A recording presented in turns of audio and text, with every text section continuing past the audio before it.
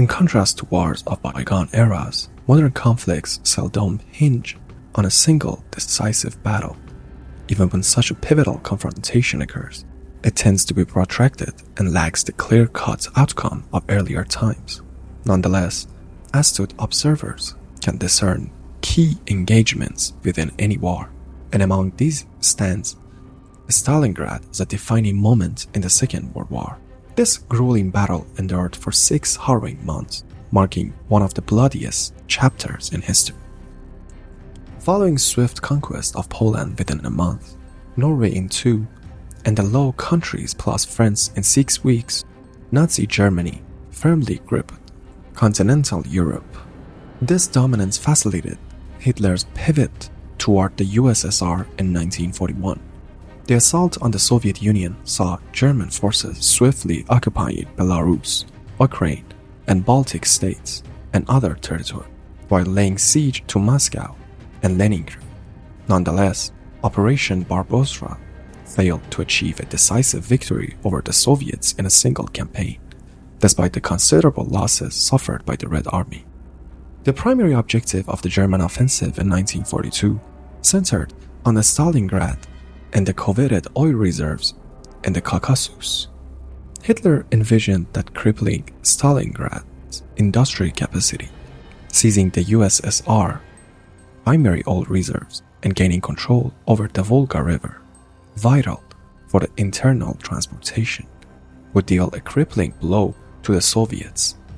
Moreover, the symbolic significance of Stalingrad, bearing Stalin's name, was not lost on either side.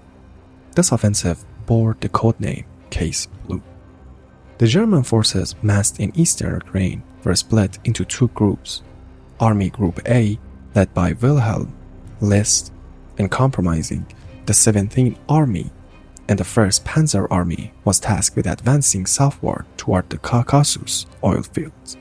Army Group B, commanded by Field Marshal Fedor von Bock, and consisting of 6th German Army, 4th Panzer Army, alongside Romanian, Italian, and Hungarian contingents, aimed to secure control over the Volga and Stalingrad. On the Soviet side, Marshal Yeremenko was appointed to lead the southeastern front and collaborate with the Commissar Khrushchev in devising Stalingrad defense. To this end, the 62nd Army, under Lieutenant General Vasily Choikov's command, was established. Operation Foul Blow, originally slated for late May 1942, faced delays due to the Second Battle of Kharkov and the siege of Sevastopol. Consequently, the Germans were forced to postpone it until late June, losing valuable time. By August 20th, German forces had crossed the River Don and stood on the brink of Stalingrad. Prior to the engagement, Soviet authorities ordered the evacuation of essential supplies like grain and cattle from the city, but insisted on the civilian population, numbering 400,000, remaining in place. Initially, the Axis forces, comprising 217,000 troops, 500 tanks, 600 aircrafts, and 3,000 artillery pieces, confronted the Soviets in Stalingrad, who fielded 119,000 troops, 400 tanks, 300 aircrafts, and 2,200 artillery. The Battle of Stalingrad commenced with a devastating bombing campaign by the Luftwaffe, the most formidable air force of the time. The air raid on August 23rd resulted in the deaths of hundreds of civilians, widespread destruction of wooden structures, and the initiation of a firestorm. Despite initial Luftwaffe supremacy, with the Soviets losing 201 aircraft in just 8 days, determined resistance persisted, bolstered by the contributions of women and underage individuals in baking bread, constructing fortifications, and digging trenches. Nevertheless, the advance of German Army Group B encircled Stalingrad from the north and south by early September. A massive counteroffensive by the Soviet 25th and 16th Armies against the 14th Panzer Corps faltered, aided by the Luftwaffe support, resulting in the loss of 13 Soviet tanks. A similar outcome awaited the September 18th. counter-offensive, with over 14 Soviet tanks destroyed by Luftwaffe strikes. By September 12th, Soviet forces retreated into the city, marking the commencement of a ferocious struggle for every building and house.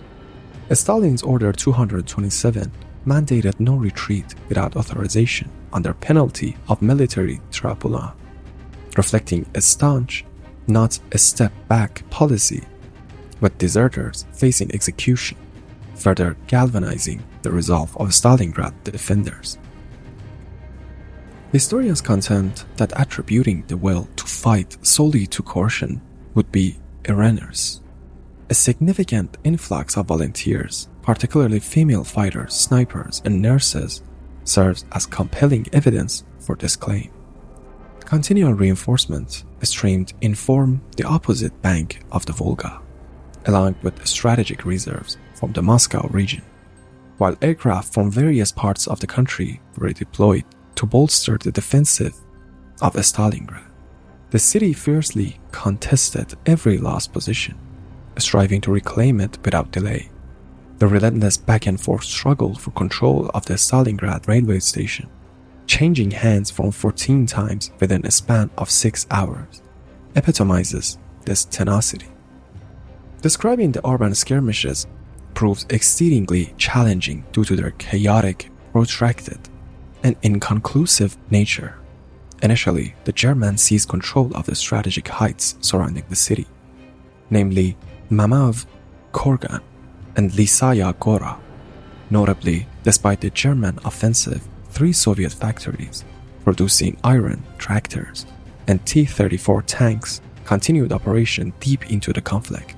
These factories remained focal points of the fighting for months, until the Germans largely secured them by late October, thereby disrupting Soviet production. The Soviet endeavored to close the gap, with the Germans to limit their artillery effectiveness. Snipers played a pivotal role in the urban warfare. While the Germans boasted more seasoned marksmen, the Soviets learned and adapted rapidly. Among them, Vasily Zaitsev emerged as one of the most renowned, claiming over 200 enemy kills, including 10 enemy snipers. Zaitsev also undertook the task of training over 30 snipers amid the ongoing battle. This sniper cadre constantly targeted German officers, presenting a significant challenge for the commander of the German Sixth Army, Paulus. By the end of October 1942, German forces had seized control of 90% of the Stalingrad, reaching the banks of the Volga. The overwhelming air superiority of the Germans significantly contributed to this initial success. Between September 16th and 25th alone, the Luftwaffe conducted nearly 10,000 sorties, while the Soviet Air Force executed just over 11,000 from July 17th to November 19th. However, the onset of winter and fierce Soviet resistance called further German advances. A significant weakness among the Germans lay in their thinly stretched front line at the Stalingrad. The flanks, which were supposed to be protected by troops from German allies and satellites, were manned by less motivated and ill-equipped soldiers compared to their German counterparts.